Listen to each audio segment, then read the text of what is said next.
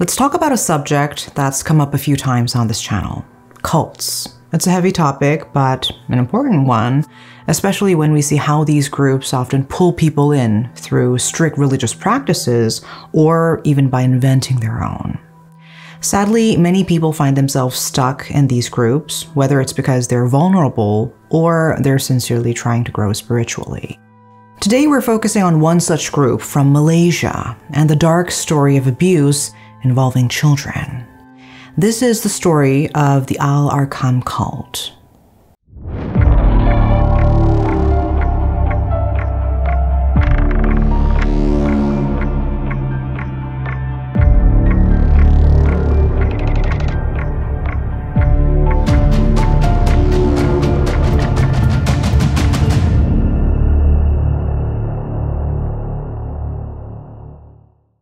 It all started with quiet rumors, concerns shared among local communities, saying that something wasn't right behind the polished exterior of Global Ikhwan Services and Business Holdings, GISB. What was widely known as a business conglomerate running orphanages and welfare homes was hiding something far darker. Beneath the surface, this group was continuing the legacy of an Islamic cult that many believed had been left behind years ago. But these rumors eventually made their way to the authorities, and what followed would bring everything out into the open. By early September 2024, complaints had piled up, reports of child abuse and exploitation that could no longer be ignored. Parents, neighbors, and former members of the group were all coming forward, and the evidence they provided was alarming. When the King of Malaysia ordered law enforcement to take swift action, the police knew they were looking at something much bigger than an ordinary investigation. On September 11, 2024, the Royal Malaysia Police, along with multiple government agencies, launched Operation Global, a coordinated effort to uncover the truth behind GISB. This wasn't just a raid, it was a national effort to crack down on what was now revealed to be a cult hiding behind a business front. Throughout that day, officers moved in on 20 different children's homes linked to GISB, ready to see for themselves what was happening behind closed doors. What they found was heartbreaking. Almost 400 children, aged 1 to 17, were rescued from these so-called homes. Many of the children showed signs of physical abuse, caned, injured, and taught to harm each other. There were videos showing a child being beaten while another was stepped on by an adult. By September 23rd, the number of children freed had risen to 572. Of those, 59 were younger than 5 years old, toddlers who had been living in conditions no child should ever experience. Malaysia's National Police said they have found so far that at least 172 children have suffered physical and mental abuse, and at least 13 were sodomized at the children's homes run by GISB. They further updated that so far the police have arrested over 355 individuals in the case. As more information came to light, it became clear that GISB wasn't just an ordinary business. It was the continuation of the Al-Arqam cult, rebranded but still operating under the same harmful beliefs. Let's take a closer look at GISB, Global Ikhwan Services and Business Holdings. How does a business conglomerate end up being labeled a cult? Back in the mid-20th century, a cult emerged in Malaysia, centered around Islam, called Al-Arqam. From the beginning, it stirred up a lot of controversies. Many Islamic scholars and teachers found its teachings not only problematic, but downright offensive. They warned people about it, but despite the warnings, Al-Arqam gained a large following before it was eventually shut down. So, who's behind this? Let's get to know the man who started it all. Asari bin Muhammad. Born on October 30th, 1937, in a small village called Kampung Pilin in the Negeri Sembilan state of Malaysia, Asari's early life was shaped by his uncle, Lebay Ibrahim, who raised him with a strong moral and religious foundation. Libai Ibrahim didn't have children of his own, so he poured all his love and guidance into Asari, raising him in a deeply religious environment. By 1952, when Asari was still only in the 6th grade, he moved to Segambut in Kuala Lumpur to continue his religious education at Madrasah Hishamuddin, a historic Islamic religious school in Kelang. Even as a young boy, Asari showed an intense passion for religious literature, devouring books by famous Islamic scholars. This early exposure to Islamic texts laid the groundwork for his eventual goal, to become a religious teacher. He was driven, curious, and determined to soak up as much knowledge as he could. Fast forward to 1968. Asari's dreams finally started to take shape. Along with 12 of his friends, he founded a group called Kumpulan Rumah Putih in Kuala Lumpur. And their mission? To awaken Muslims and help better understand the true meaning of Islam. This message, especially aimed at young people, quickly attracted attention. Many were drawn to the idea of deepening their faith.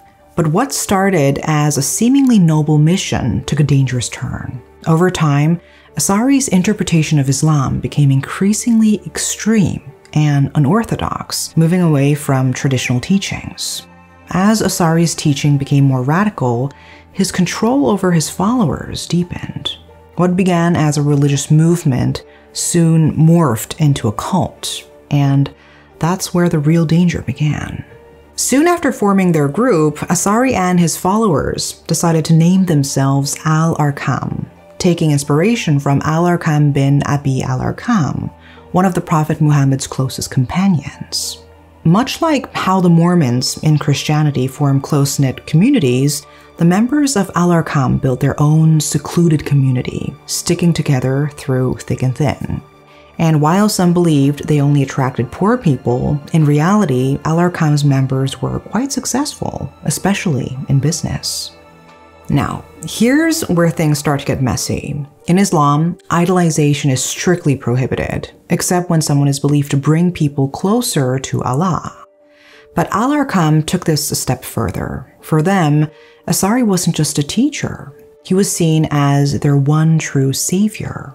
They even gave him the title Abuya, and there's a song dedicated to seeking salvation and forgiveness from him for their sins. Instead of asking for mercy from Allah, which is central to Islamic belief, they were asking Asari to save them. And it didn't stop there. Many followers hung photos of Asari in their homes as a form of reverence, treating his image almost like a holy relic. To make his story even more compelling, Asari declared that he was a direct descendant of the Prophet Muhammad, positioning himself as someone with divine authority. And his followers, eager for salvation, believed every word. Al-Arqam's teachings revolved around something called Irad Muhammadiyah, which was a set of spiritual practices followers believed would prepare them for the end of the world.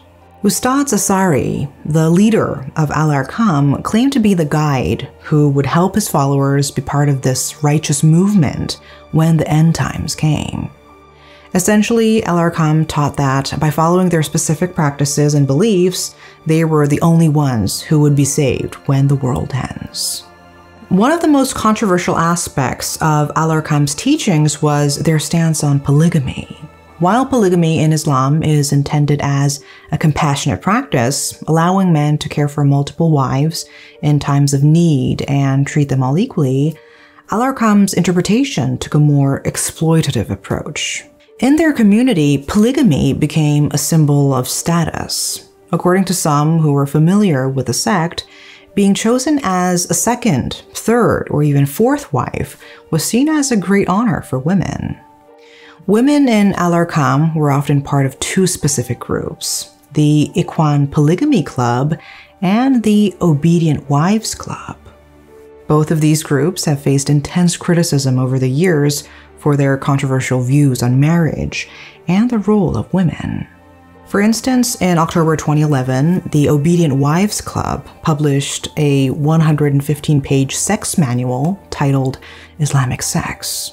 This book, which stirred up major controversy, advised women to behave like first-class prostitutes in order to keep their husbands from straying. The manual was quickly banned in countries like Indonesia and Malaysia, but it remains available to club members.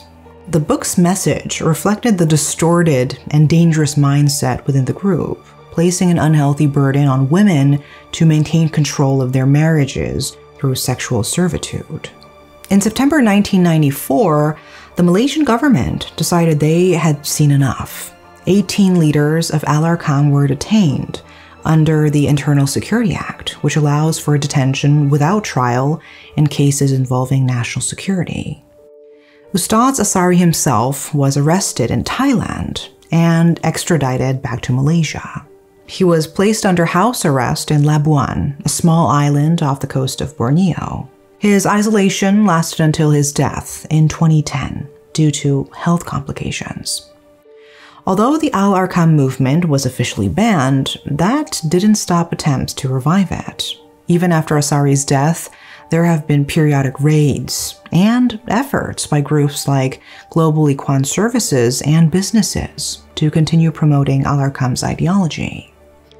The group may have been dismantled on the surface, but the influence of their teachings persists in certain circles, continuing to attract followers with promises of spiritual salvation, polygamy, and an idealized version of Islamic life. Now let's fast forward to Global Ikhwan Services and Businesses Holdings, GISB, a company set up by Asari's wife, Khadija Am. After the ban, Khadija took the lead in establishing GISB to continue many of the community's business activities. Despite Al-Arqam's dissolution, GISB carried forward many of Asari's teachings and maintained a structure similar to the original cult-like organization, allowing his followers to stay connected under a new identity.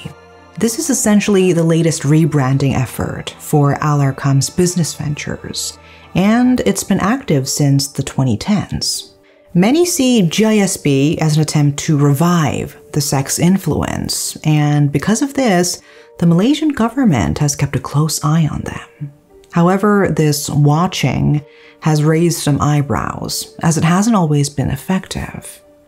In fact, there have been reports of local politicians photographed with GISB members, even donating significant sums of money to the group, while the politicians involved have denied these allegations. And here comes the latest controversy that has definitely put GISB back in the spotlight. The recent scandal that has shaken the country involving the sexual abuse of children in orphanages and welfare homes managed by GISB. And as I mentioned before, the details that have since emerged are horrifying. Children as young as 1 year old up to the age of 17 were allegedly subjected to severe sexual abuse by their guardians. Disturbingly, there are reports that the children were not only victims of sexual abuse, but were also taught to be the abuser. The children who lived in these welfare homes truly experienced a living nightmare. They were indoctrinated into believing that this abuse was normal. They were coached to behave in specific ways to attract public donations, essentially turning their suffering into a tool for fundraising. When these children fell ill, they weren't taken to medical facilities. Instead, they were left untreated. Disobedience was met with horrific punishments, like being burned with a hot metal spoon. Shockingly, it's believed that many of these children were the offspring of GISB members who were stationed at the group's foreign locations. In the end, the authorities remanded hundreds of suspects, including teachers and wardens who were allegedly involved in the abuse. When we look at sexual abuse on this scale, it's often clear that it's been going on for a long time, and this case is no different. It turns out that between 2011 and September 2024, authorities had received 41 reports against GISB regarding abuse and misconduct. Why did the police take so long to act? They explained that the delay was due to the time spent compiling evidence and building their case over the years. The police insisted they hadn't acted late, but had been working on the situation ever since the first report was made. However, considering the first report was filed in 2011, I'm not sure if that explanation is sufficient. Nasiruddin Mod Ali, the head of GISB, wasted no time denying the allegations. He dismissed claims of widespread child exploitation, insisting there were only 1 or 2 isolated cases. He also denied that members or teachers encouraged such abuse. Instead, Nasiruddin criticized the authorities for taking the children away, saying they should have discussed the situation directly with GISB. He demanded the children be returned, labeling the accusations as an attempt to damage the company's business operations. Despite his strong denials, on September 19, 2024, Nasiruddin, along with his wife, 2 children, and 16 other GISB executives, were remanded by the authorities. Just a day later, on September 20th, 7 members were arrested as part of a human trafficking investigation. Among those arrested were the sons of Asari Mohammed, the founder of Al-Arqam. It seems the next generation followed in their father's troubling footsteps. On that same day, the state of Perlis officially declared GISB a cult and classified their teachings as heretical, just like Al-Arqam in the past. As it stands, the courts are handling the charges. So far, around 25 charges of child sexual abuse have been filed against various assistants and teachers involved in the case. However, considering how many people were part of this operation, 25 charges seem like only the beginning.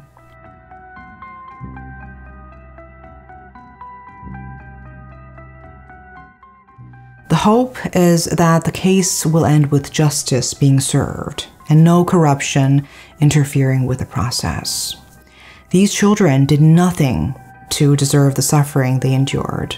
They trusted the adults around them, and those adults took advantage of that trust, indoctrinating them from a young age and subjecting them to unimaginable cruelty. How could a movement that once claimed to guide people toward righteousness turn into something so twisted, preying on the most innocent and vulnerable?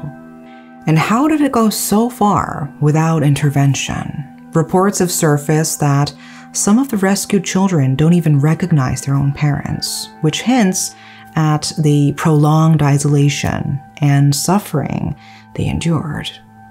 These children, who deserved nothing but love and safety, are now in the care of the Malaysian Social Welfare Department. Thankfully, efforts are underway to provide them with education and support as they begin to heal from their unimaginable experiences. Those responsible for these monstrous actions cannot be allowed to escape punishment. That's all for today. Thanks for watching.